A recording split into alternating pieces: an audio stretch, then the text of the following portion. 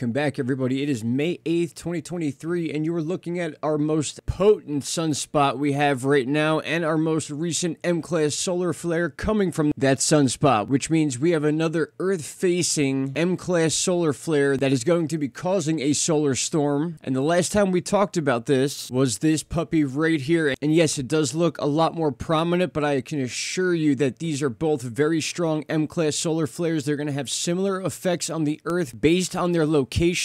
Remember, picture the Earth along the equator of the sun, and now we got this thing going off just a little bit more north than that southern one, but still will have a cause and effect on Earth. And in my opinion, a very similar thing is going to happen to what we talked about last video. As of right now, our solar wind is already on the rise. We're just over that 500 kilometers per second mark, so it's just a matter of time before this chart changes and gives that 600 number right up here. Here was that M-class flare from the 27th that we talked about, and basically showed a very, very odd grouping of earthquakes around the upper northeast of the United States. In fact, like I said, I have a segment at the end of this video describing that situation in more detail, which I highly recommend you hang out for. And then over here on another great website called spaceweather.com, we get a lot of data. You can see the explosion coming off right here on the LASCO cam, and then we could see the actual eruption right here in this smaller box. But I want to take a look at one more other thing, and this is our current M-class flare, which was a long duration one, which means it's sending out a lot more energy and will put pressure on the Earth for a longer period of time once it does hit. And we're expecting that to happen in the next day and a half, so we could be seeing large earthquakes at any moment. Now finally, before I get to that second part of the video that I guys want you to watch, you're going to see the similarities. I'll go ahead and show you the last 2 days. You can see the circle is still very much in shape there. Absolutely something taking place in the crust of the Earth in this area. And in just the past 24 hours, we had a strip of reported earthquakes along Long Island, up through around New Hampshire, the Vermont area, and then hooking into Canada and then back down into upstate New York. So tell me your thoughts, people. What are we looking at here? Did we make some sort of discovery? Are we onto something here? Your guess is as good as mine as of right now, but I will be studying this very intensely. And what we really need to happen is to stop seeing these things, because every time they're Earth facing, and basically this cursor is where the Earth is, we will feel the effects of them, especially the strong M-class and even X-class. If an X-class were to do this, we'd be in big trouble. But alright, my friends, we're going to move right into that second part of the video now. I hope you all have a good day, and I'll talk to you. Take care. Bye-bye. Alright, and here will be part 2 of this video, which I think is just as relevant as the first. Alright, I'll try to keep this short for you guys, but remember, we talked about the upper northeast and what's going on with these seismic reports. And I want to be clear on that. Seismic reports does not mean actual earthquakes. It could be any sort of explosion, sonic boom, you name it. But there's a few specific things I want to talk about. And you're kind of looking at one right now. Look at this weird ring of seismic events that goes from basically Lake Erie around Lake Ontario and then back almost to the eastern end of Long Island. I'm also going to discuss this little cluster right here. We'll zoom in a little bit and take a look at this. That's what's going on from southeastern New York through Long Island into New Jersey. A grouping of 5 seismic events that took place from southeastern New York, then into Long Island, and also stretching into Jersey. We also have 2 more here in Jersey, but I'm more talking about this cluster right here. But again, as we zoom out, look at the shape it makes around this area. Again, we had a video out yesterday talking about the significance of how many seismic events have been reported in this part of the world. Here is a screenshot from yesterday's video showing all the different things that went on in a 24-hour period. And as you can see, if anything, this ring has become more defined. So I just wanted to piece those 2 videos together to give you an idea that this is, in my opinion, no coincidence whatsoever. There is a reason we are seeing this ring around the upper northeast and into Canada. Yes, I know there's a lot going down in the southeast as well. We're going to get into those in another video as well. Alright, my friends, that's what I got for you for now. Back tomorrow for another update on this quake situation or anything else significant that happens in the world. Alright, my friends, shout out to Canada. Take care. Bye-bye.